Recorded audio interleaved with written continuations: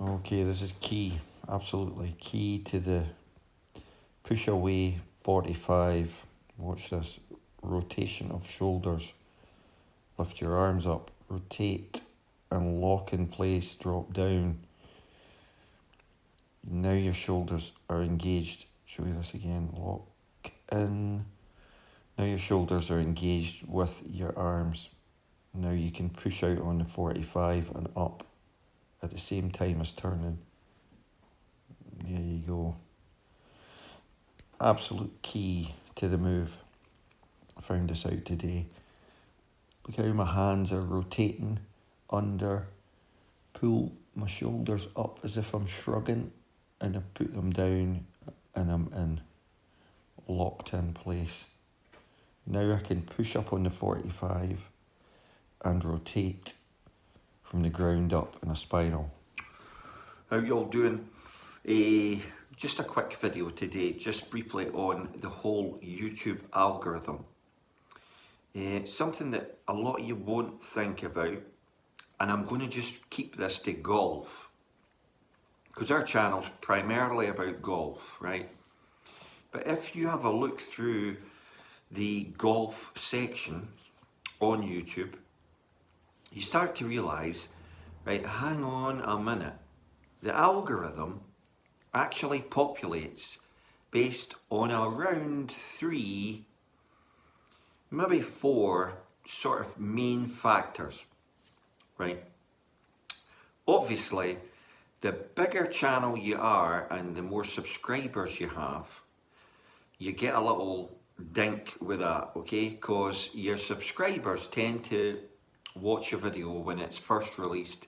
Therefore, just through views, you start to get the algorithm sort of going, right? Think of it as a train that's pulling out the station. As it's pulling out the station, it's slipping and sliding a wee bit, but it's slowly gaining traction, right? Then when it's up to full speed, that's when the video starts trending, because people like and share it, okay? So not only are your subscribers watching it, but people are liking it and they're sharing it, and it's really building momentum.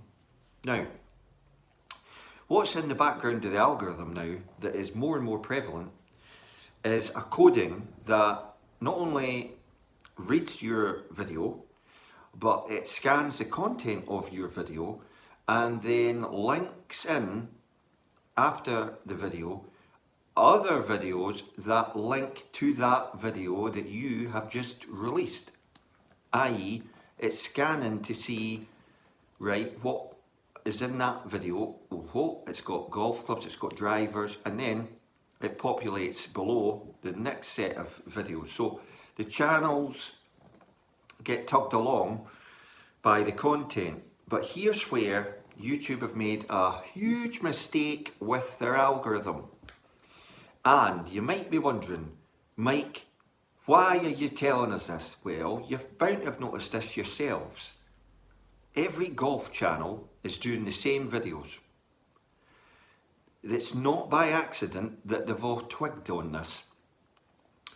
If someone does a YouTube video on the TaylorMade Stealth driver, and that starts to get traction in the algorithm, and it starts to be boosted, another 5 channels do the exact same video on the TaylorMade Stealth driver, and they then get a boost on that traction, which boosts them even further up the algorithm. So, for want of a better word, YouTube have created an algorithm that actually wants you to produce and copy videos with your own take, but on the same subject that is being popular, to then maintain it being popular.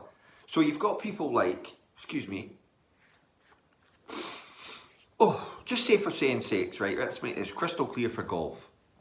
SAS Golf's a classic example. He's done a few brilliant videos on things like the Costco drivers, the Academy drivers, the chippers, things like that, right?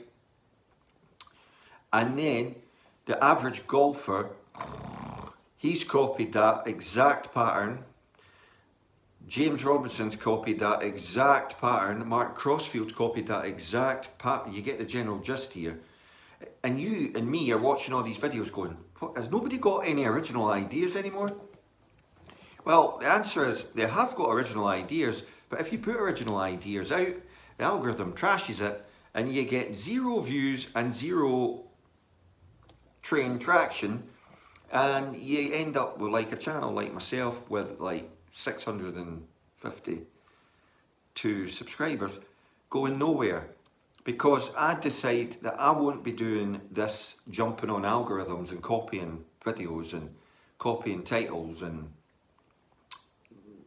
jumping on someone else's work to get myself traction. But I can't understand why YouTube would want people just producing videos that are not like of any substance or original content, because basically these channels are just taking the ideas from an original one video and then copying it.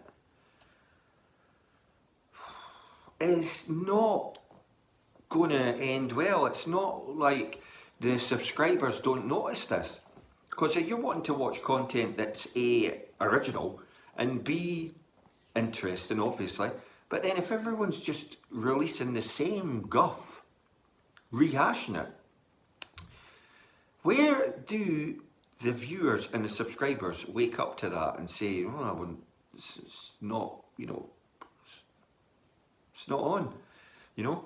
Taking that channel's ideas and then stretching them into your channel, just because the algorithm likes that, it doesn't mean you should be doing it.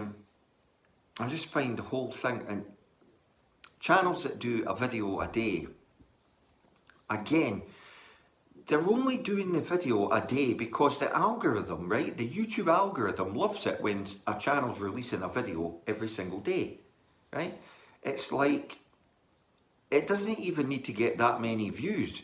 If you keep releasing a video every single day, the algorithm thinks, fresh new material, oh, bump that up, bump that up, bump that up. But the thing is, you're sacrificing, a lot of the time you're sacrificing quality, actually original ideas, again, you're cutting from other channels, and I don't see the point in that. Or you're doing other material that really, you've covered 150 times before. I mean, there's only so many videos you can release that will be of any interest to people. If you keep rehashing and copying and covering your bases, I cannot see how you can develop a brand. Plenty of channels are obviously trying this, but I can't be the only one that just sees this, you know. Anyway, short video on the whole like craziness of the algorithm, and the fact that if you resist like the algorithm, it just fights back by knocking you down the rankings, rather than saying, whoa, this guy's actually a wee bit out there and a wee bit like pushing the limits and putting out material, but nobody's watching it. So again, it doesn't get up there. You're in a no-win situation. Anyway, channel's all for charity. That's probably something the algorithm doesn't like either. But all the ad revenue goes to Macmillan, Help the Heroes and Shelter UK. Hope you found it a wee bit sort of like, well, that is actually what's happening. Thanks for watching.